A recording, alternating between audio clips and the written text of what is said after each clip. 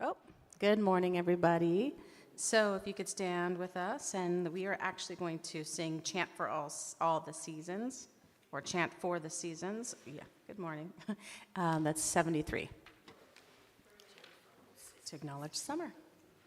It is here.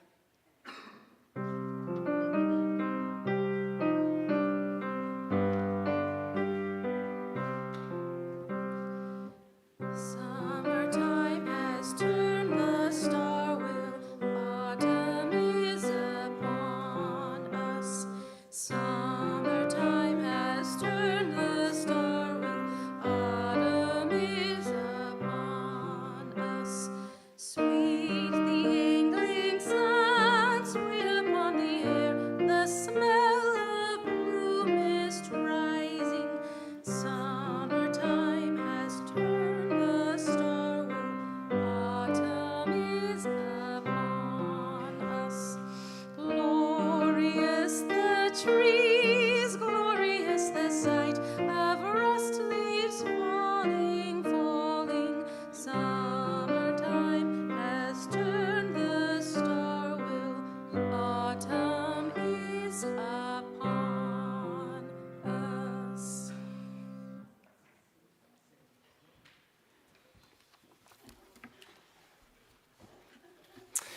Good morning. I'm Richard Steele, today's lay leader, and I welcome all to the Unitarian Universalist Church of Spokane. This includes those who are with us in person in the sanctuary, those who are attending remotely via our streaming feed, and others who are using Zoom to participate interactively from locations around North America and the beyond. We're glad that each of you is here.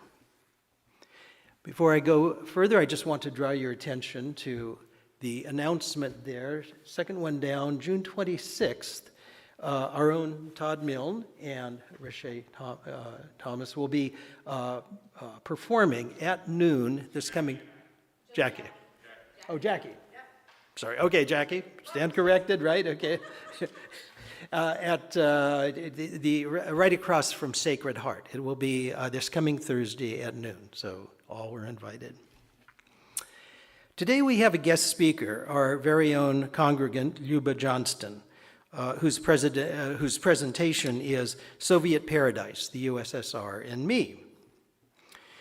Lyubov Sergeyevna Vasilyuk, as she was born, speaks from experience. She's a Russian national, and when she was born, her homeland, the USSR, the Union of Soviet Socialist Republics, was still relatively young, having been formed but 22 years earlier under Lenin.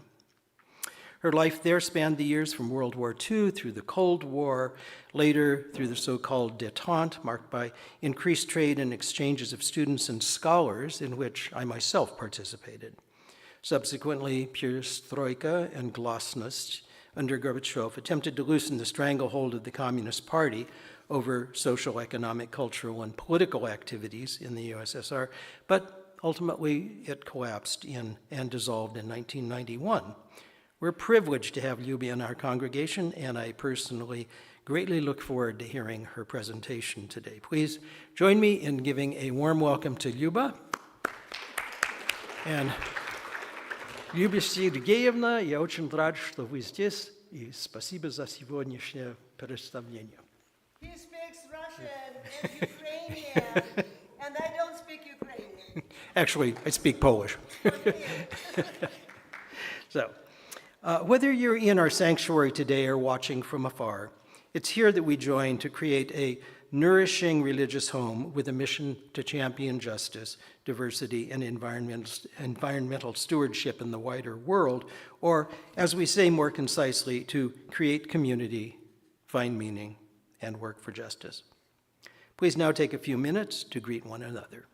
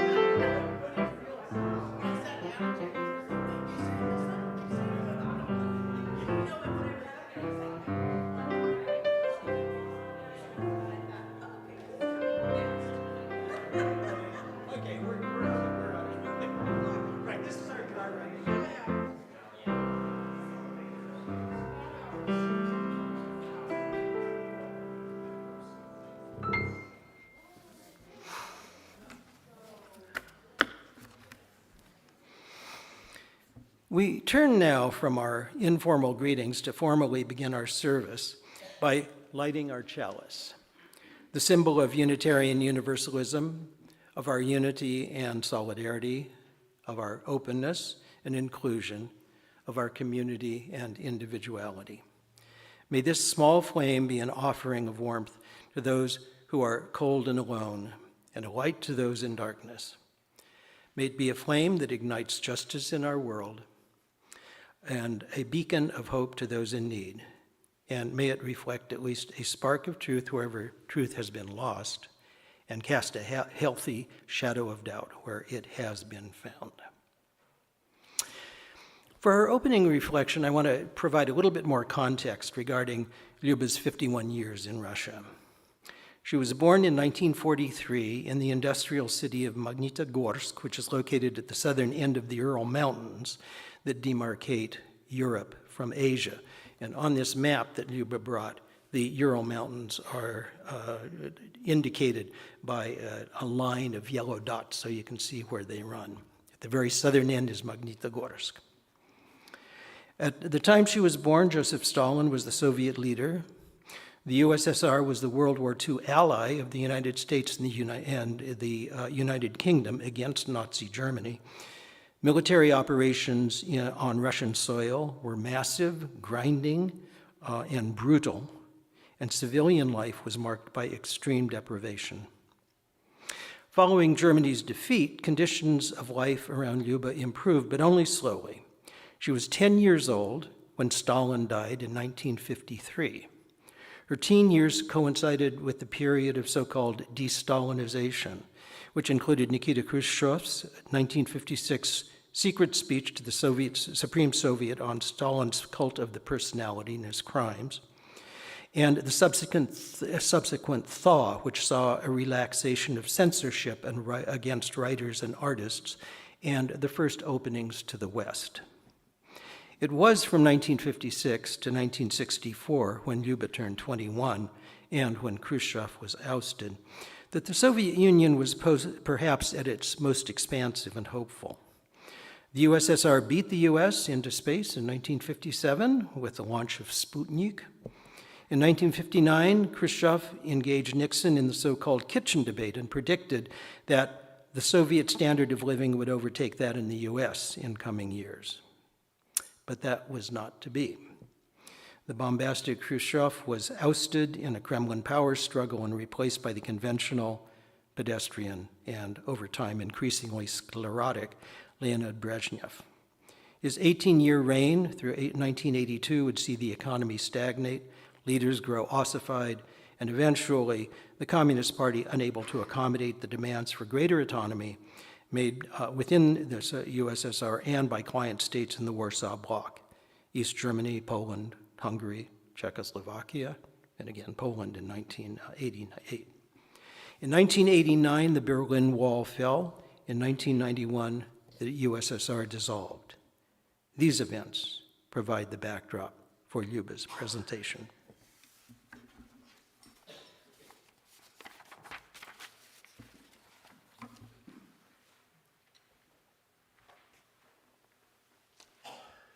Okay, please sing with us one more step.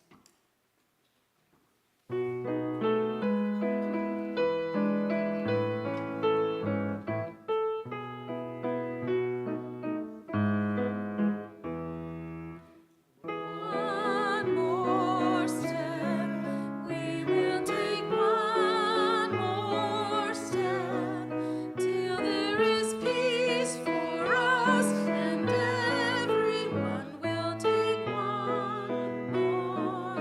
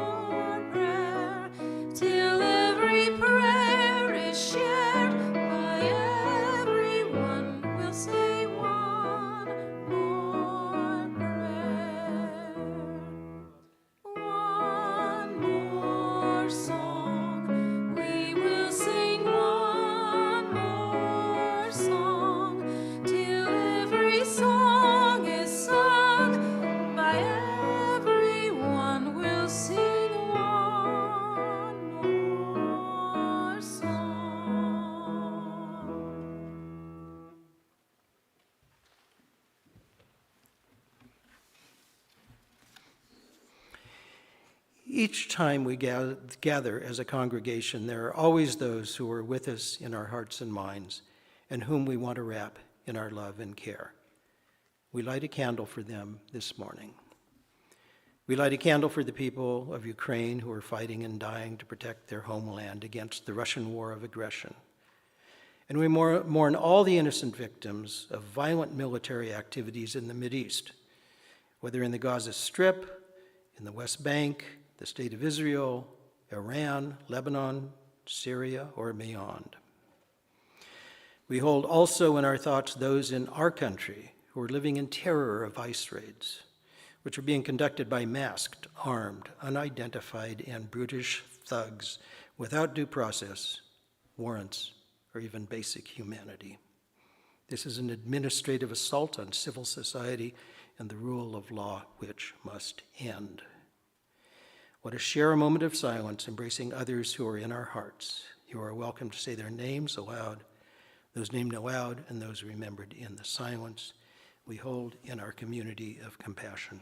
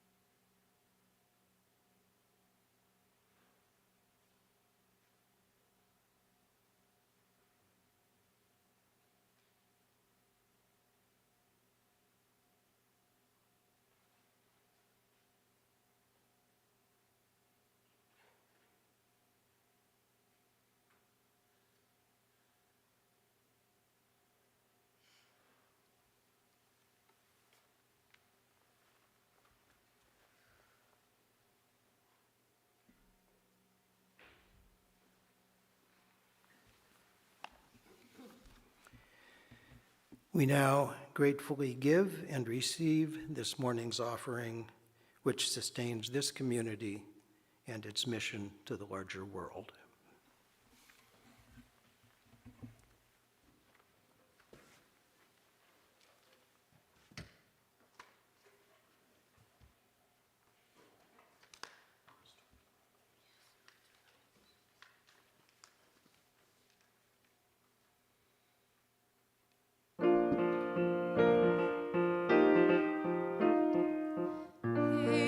Edelweiss, Edelweiss, every morning you greet me, small and white, clean and bright.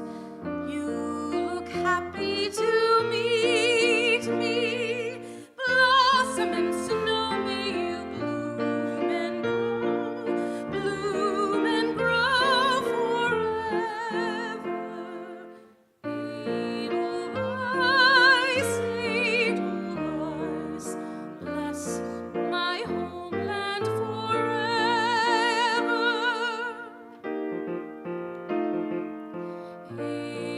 Edelweiss, Edelweiss, bless my homeland forever. Blossom and snow, may you bloom and grow forever.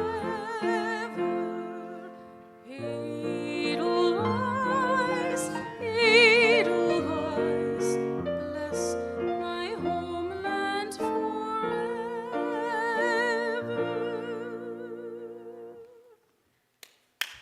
Thank you, Rashe. Rashe does not know that Edelweiss is my favorite song from The Sounds of Music. Thank you. Not only that, that was the prelude to my story for all ages. And since there are no kids, I believe that the adults will enjoy the story too. And I decided to tell you about flowers and their symbols. Perhaps you know traditional Spokane Lilac Festival began as a flowers show parade. In many countries, flowers became national emblems, representing the country's natural beauty, culture, or historical significance. You know the national flower of the United States, don't you? Eh? Ah? No? Why? It's a rose. It became the emblem of this country about 40 years ago. Rose is also Bulgaria's national flower. And red poppy, the emblem of Poland, was chosen in remembrance and sacrifice of soldiers.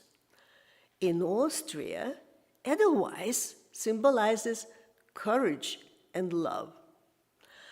I think everyone knows Canada's emblem, yeah?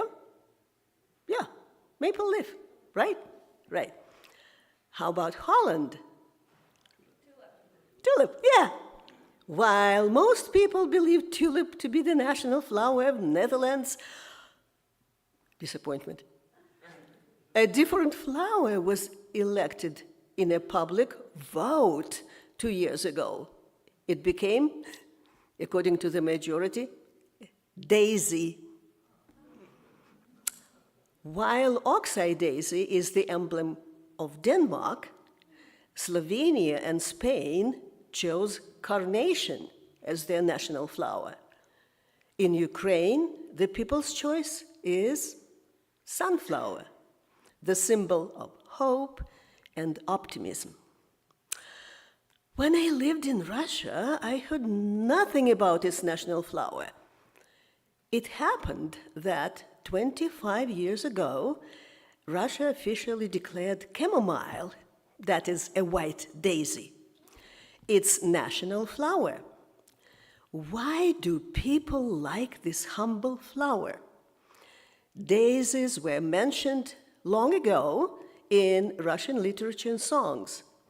Daisies' petals were often associated with childhood, symbolizing innocence. During weddings, flower girls scattered daisy health, love, and popular ritual to foretell future events with the help of daisies. And they know the secret. Traditionally, at the end of May, girls picked up daisies to find out if their sweethearts still love them or not. What did they do? They plucked the petals one by one, and I have something to show just as a visual aid. One by one, plucking, saying like this, "He loves me." The next one, "He doesn't love me." So, my school girlfriends and I used to play the game too. We would ask questions. Well, for example, I asked, "Shall I pass my test?" And then I would pull off the petals until the last one will give me the answer. Shall we try finding out if it is going to rain tomorrow or not? Just kidding.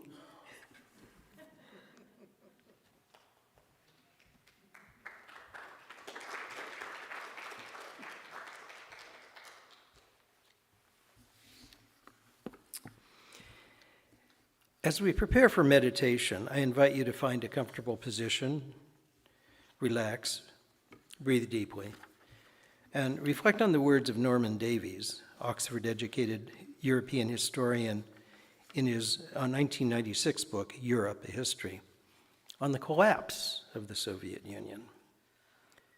The most obvious fact of the Soviet collapse is that it happened through natural causes.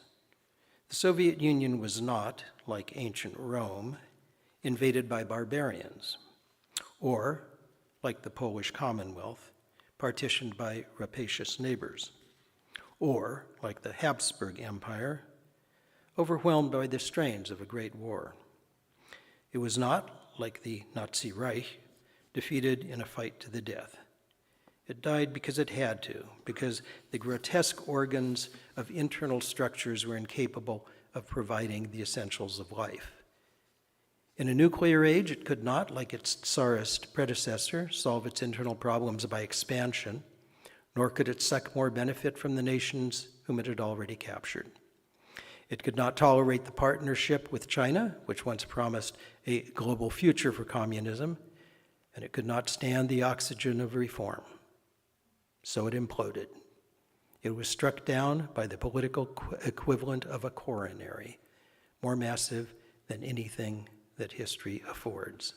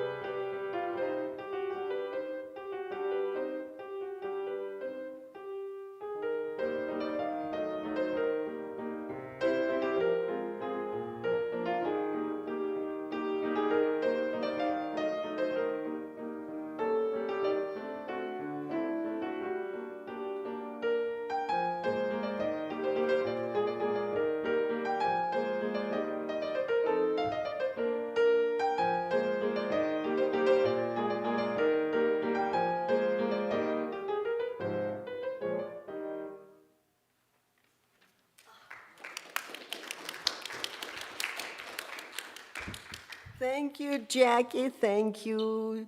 And you know why I love this waltz? Because by former Russia tradition, during graduation party, all the girls and boys learned how to dance waltz. And that was the music that we were dancing to. See? Thank you again.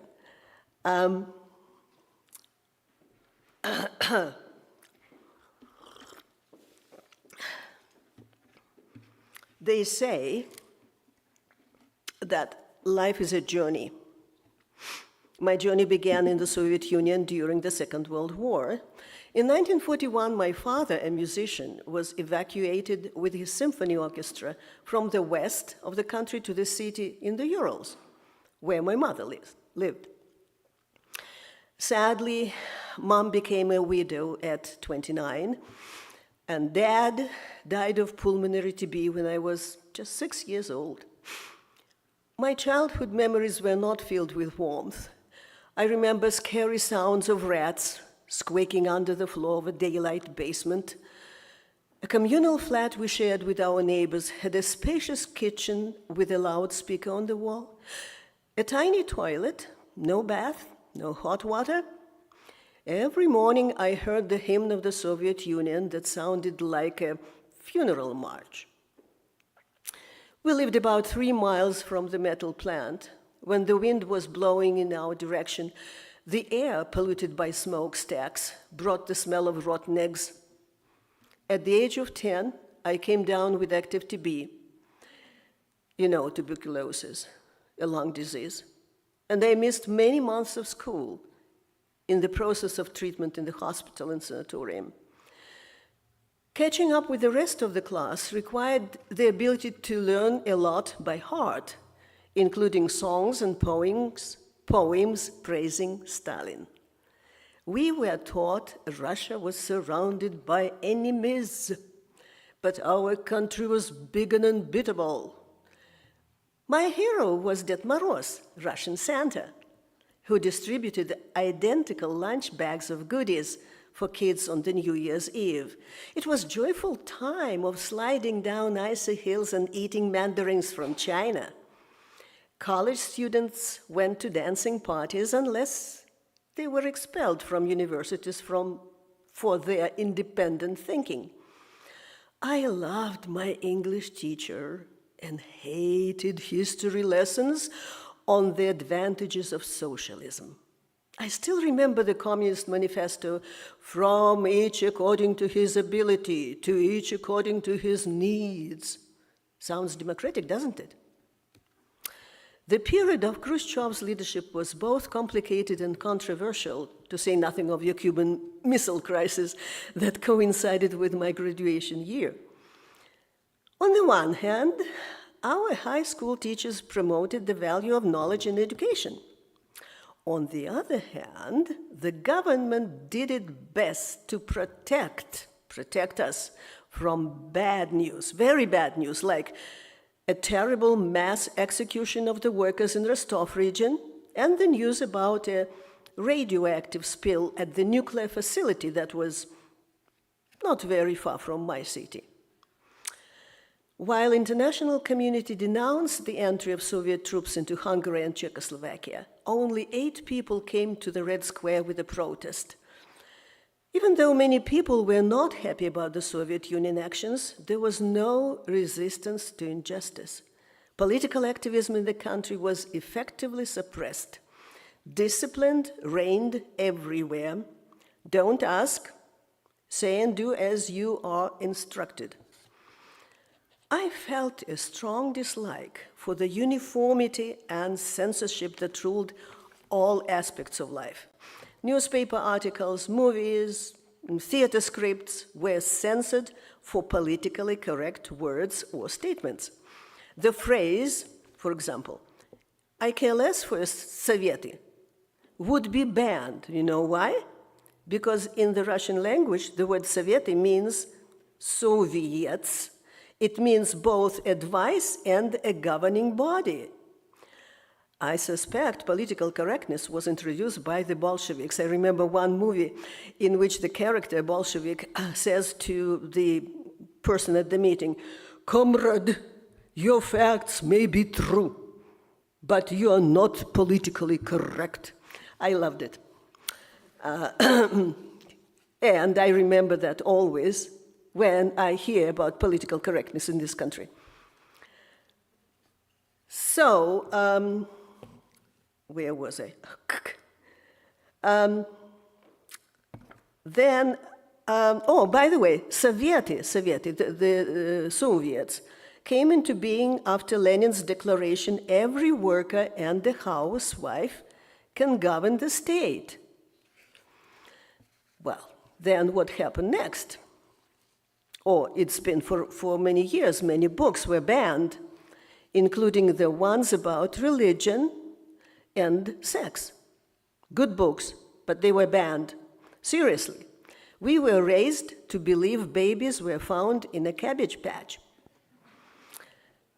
And the famous novel Dr. Zhivago by Boris Pasternak was banned in the country for 30 years because of its heartbreaking depiction of tragedies caused by the Russian Revolution and the Civil War.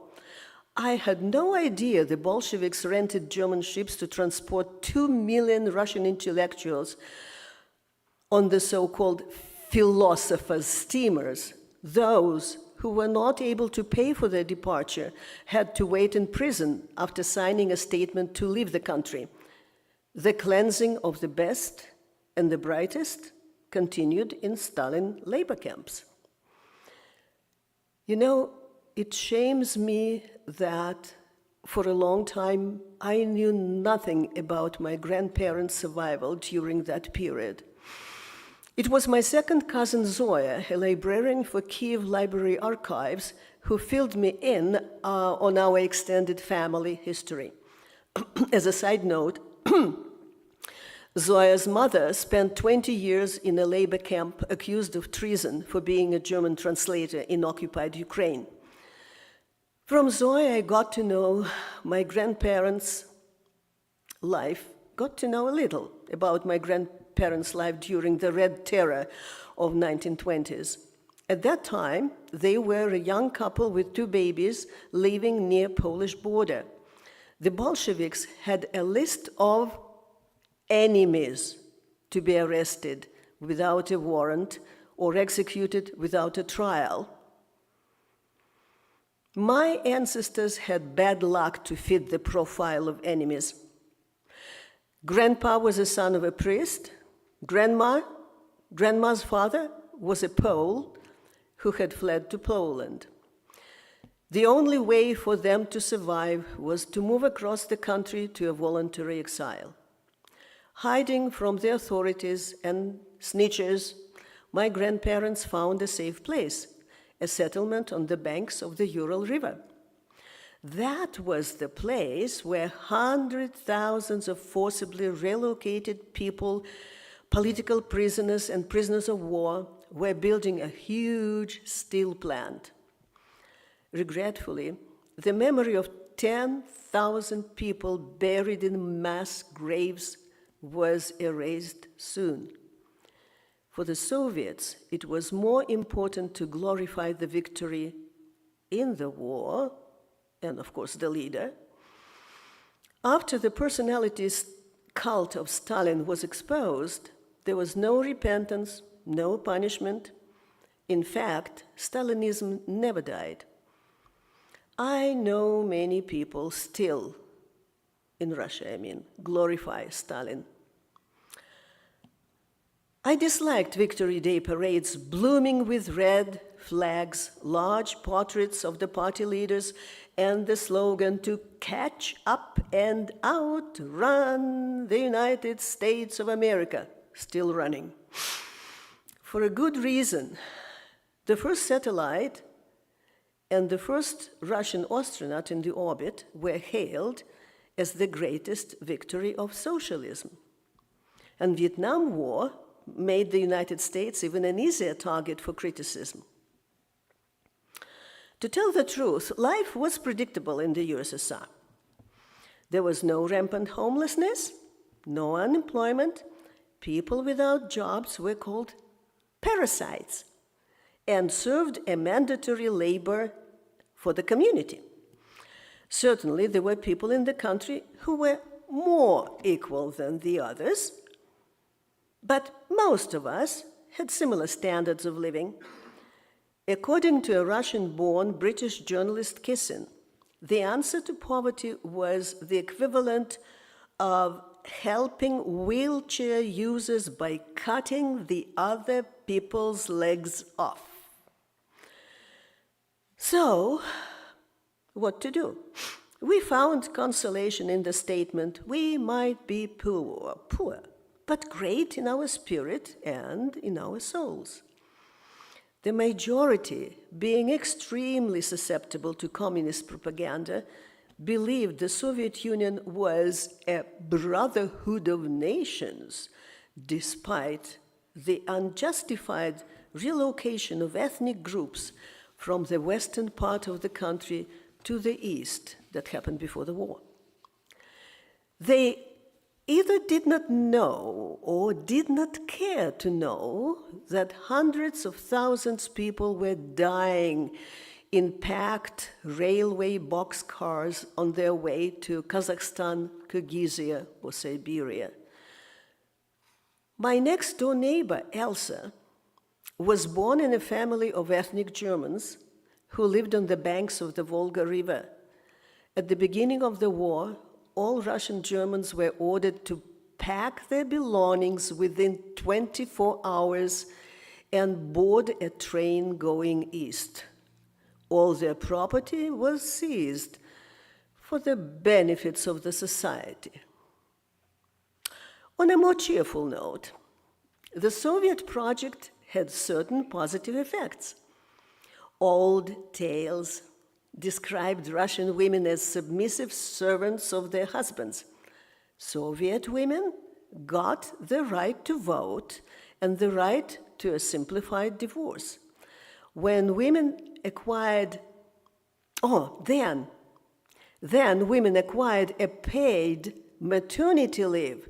I'll tell you how big it was for me.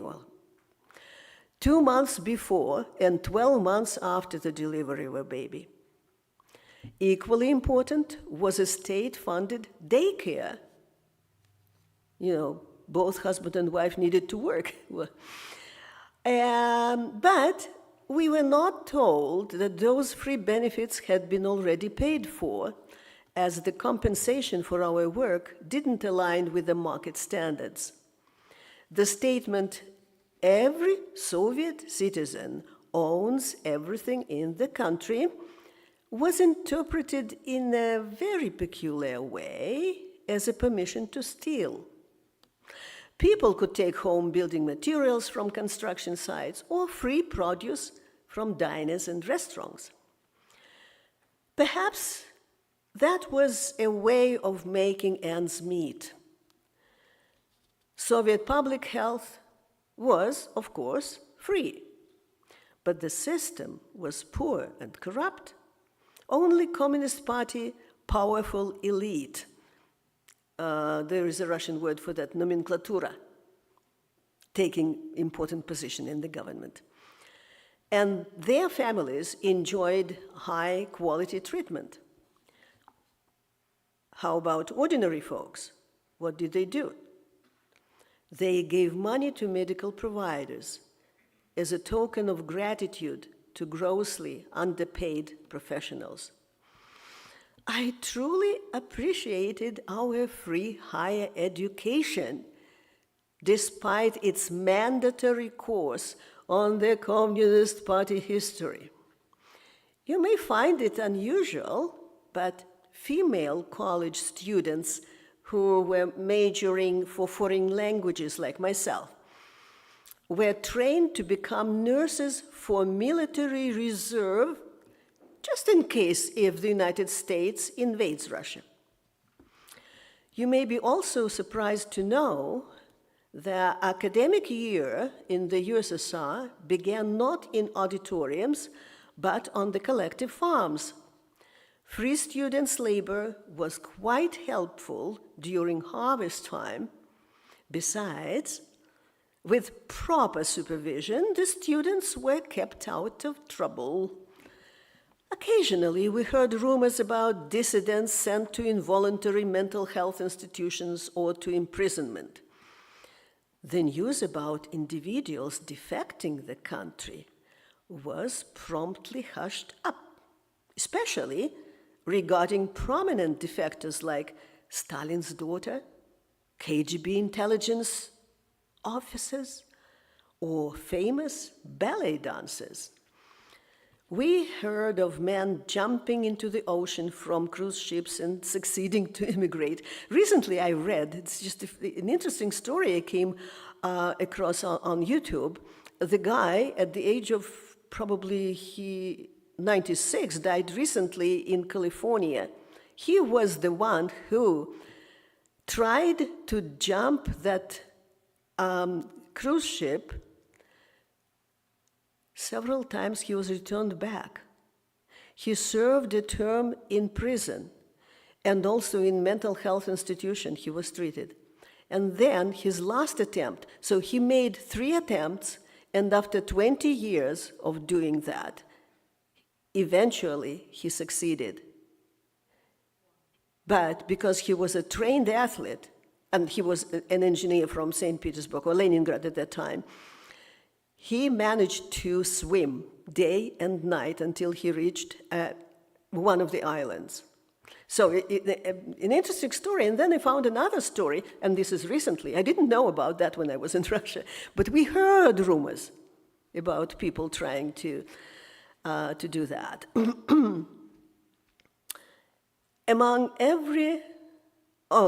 Almost every Russian was a hostage of a system. No way to escape. You cannot use you cannot travel to another country or go legally to another country because you don't have a travel passport. You have only an inside passport, which is like an ID. But the Russian ID shows everything that American IDs don't show. For example, the Russian passport, inside passport, shows the marriage, when it was, the children, when they were born, the address, where you live, with a stamp, and so on and so forth. To acquire a foreign passport, and that was done only for, special people, you have to go through a very thorough vetting process. So, the hostage of a system. In 1975, there was a mutiny aboard a Soviet warship. Later, that event was used by Tom Clancy in his book, The Hunt for Red October. By the way, I brought some books. If you're interested and want to borrow them with the promise to return the books back, you're welcome to look. Together with the books, I placed some of the postcards featuring my hometown. By and large, there was little change in the Soviet Union for about 20 years when my spouse and I lived in Kurgan. Kurgan here, it's called the city in Western Siberia. The city received much attention due to Dr. Elizarov, an orthopedic ear surgeon. Elizarov invented an external ring fixation method of bone correction and limbs lengthening. Now it is used in many countries. However, the surgeon couldn't promote his method for a long time because Moscow didn't want to recognize the ingenuity of a provincial physician. Elizarov became famous after his successful treatment of Brumel, the world champion in high jump at that time. As a result, the construction of a new orthopedic center began, but soon it was stopped for lack of funds. There is an intrigue behind the successful completion of the center involving 2 famous musicians, Rostropovich and Shostakovich. I think Jackie would be interested to know that, and I'm risking to be over time. Well, maybe we have time. I'll tell the story, okay? That was amazing because I was the witness of what was happening. Though it was not mentioned afterwards. But at that time, it happened that Shostakovich, it was 5 years before he died, he experienced some problems with his hands playing the piano. And he complained about that to Rostropovich, the musician, and they did concerts together. And he said, well, there is something wrong with my hands. I cannot do what I used to do. And Rostropovich said, I heard about this magician, a surgeon in Kurgan that can help you with the problem. And so he believed that, though, in fact, it was more not with the bone. So the problem not with the bone, but something neurological and something psychological. Shostakovich suffered a lot from the Soviet Union. But he believed, and he came to Kurgan. He was consulted by Dr. Elizarov. Dr. Elizarov said, well, a famous person, how can I tell him that this is not my, professional experience? But he decided to help him. So they made a room for Shostakovich to do some physical exercises. It's like physical exercises for the hands and so on, but mainly Dr. Elizarov would come and talk to him. That was quite encouraging, and he felt better. Shostakovich felt better. Once he felt better, he said, "Oh, I'm so grateful to this. Let's do something." Oh, and they found out that, so they were building a 4-story complex of this research and surgical center for Elizarov. And they stopped on the level of the 3rd floor because no funds. So what they did, that was a remarkable fundraiser by the famous 2 musicians. They decided to do a concert, a performance, together with the symphony orchestra from Sverdlovsk. And Sverdlovsk is the center of the Ural region, the southern part of the Ural region. And invited Big Cheese, Big Cheese from the Communist Party with money. That was an exceptional concert, but they had to contribute. How? Not with the money, not like collecting money from them, by their influence. So, and it was done very smart because the musicians decided, well, the city would not allow anything to do that because soon there will be 100th anniversary of Lenin's birth. And they decided to dedicate it to Lenin's birth. But traditionally, to Lenin's birth, and that was a tradition for many, many years, there were so-called subotniks. Subotnik is free labor for the benefits of the city or place, etc. So once they did that, oh my gosh, the next day there were trucks loaded with all the necessary construction material and so on. And there was a photograph. Unfortunately, it was not widely known to the public, except for the archives in the Music College of the Kurgan city. The photograph, Rostropovich, together with Shostakovich, standing on the 3rd floor of the construction with the tools, like real bricklayers. And of course, Subotnik's big deal. Everybody's encouraged their flags and come to Subotnik, come to Subotnik. Well, the people helped with free labor, and the Big Cheeses used the connections and so on, and it was completed. That was such an intrigue that I was witnessing. Anyway, for you, Jackie. Despite the anti-West propaganda, we were curious about the life behind the Iron Curtain.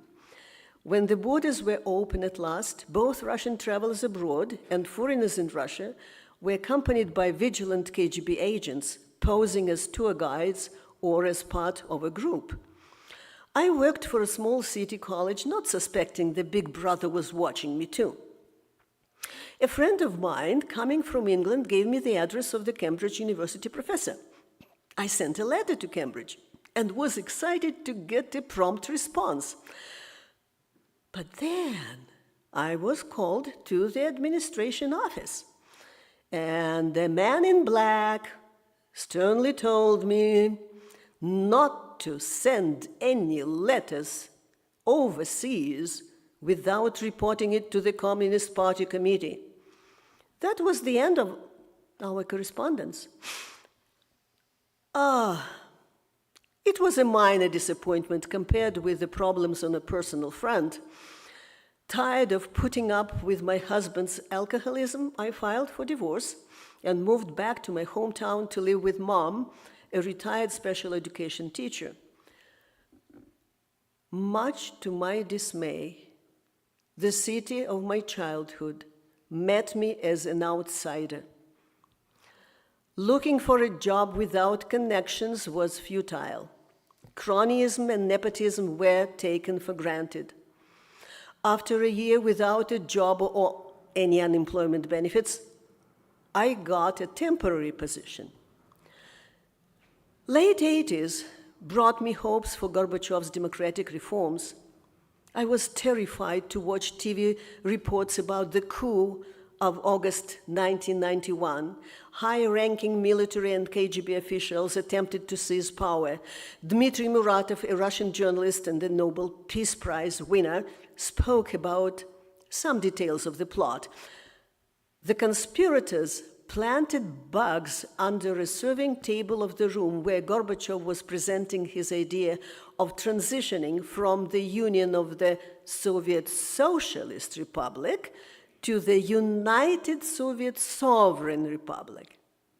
The coup accelerated former Soviet republics' declaration of independence, resulting in disintegration of the USSR.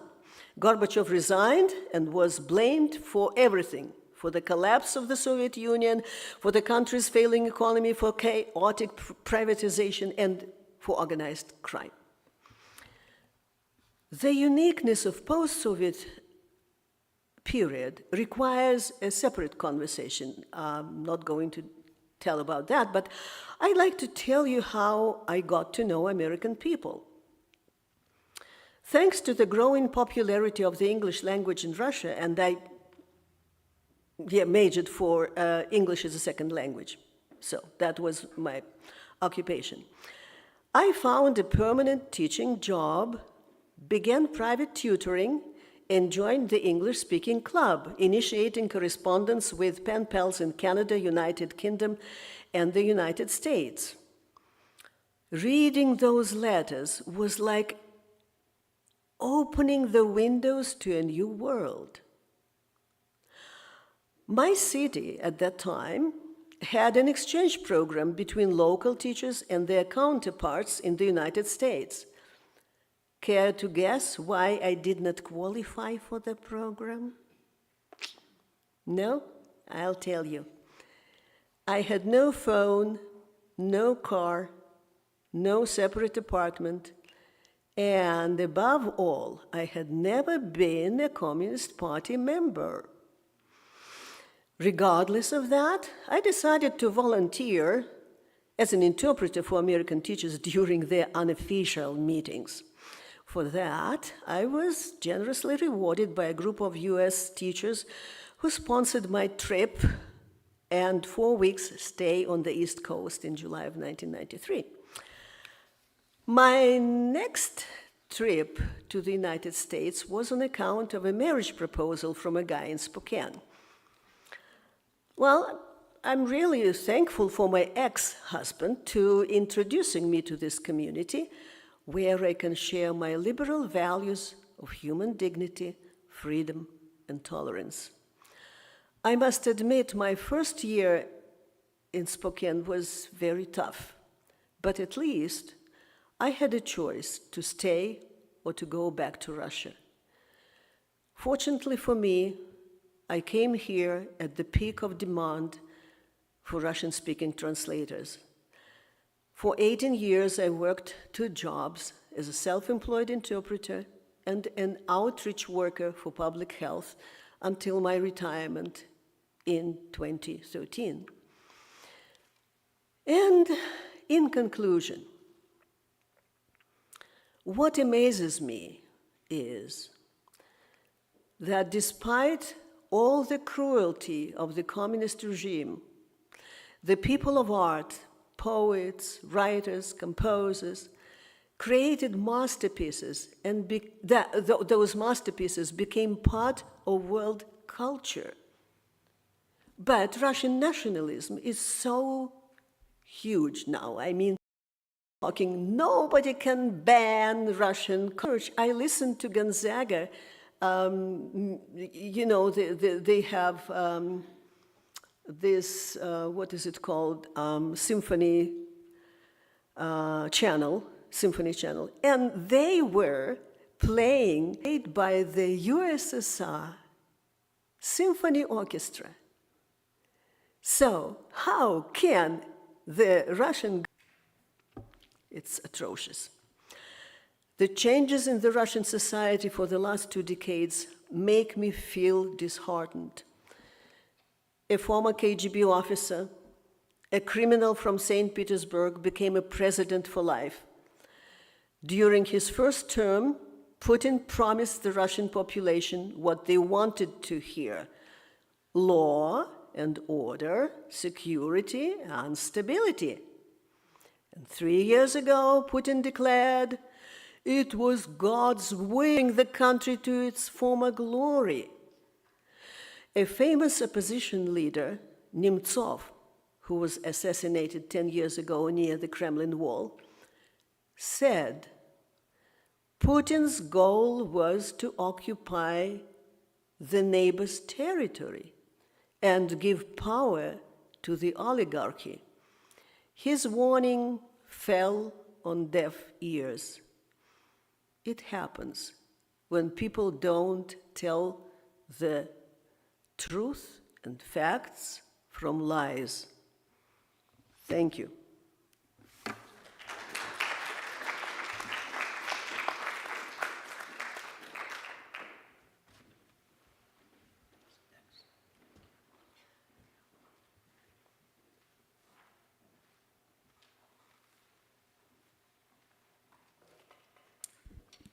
Okay, feel free to sing with us. We would be one.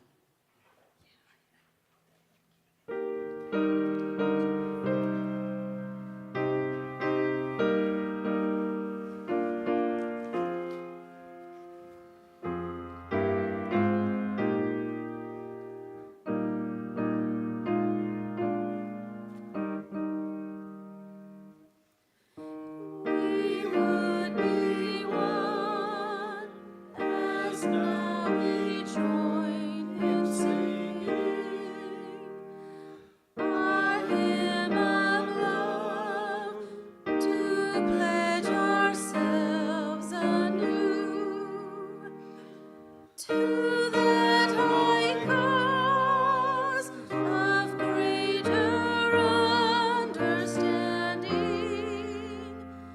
of who we are and what in us is true.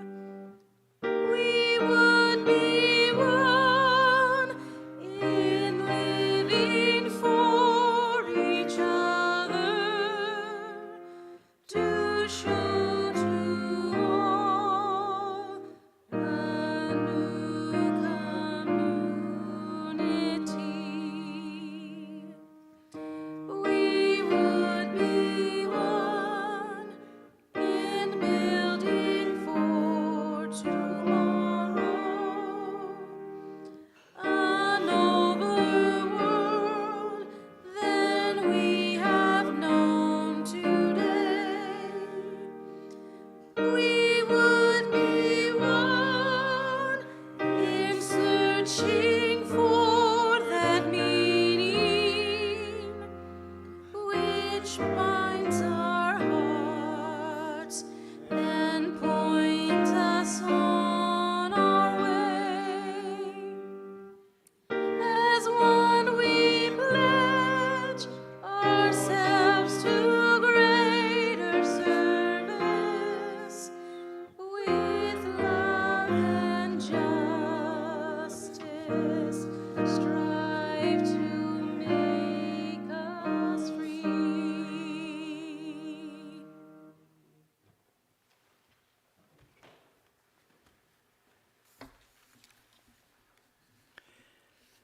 For our benediction, I offer the words of Russian nuclear physicist, father of the Soviet H-bomb, Soviet dissident, and Nobel Peace Prize laureate Andrei Sakharov. I've always thought that the most powerful weapon in the world was the bomb, and that's why I gave it to my people. But I've come to the conclusion that the most powerful weapon in the world is not the bomb, but the truth. Amen. Blessed be.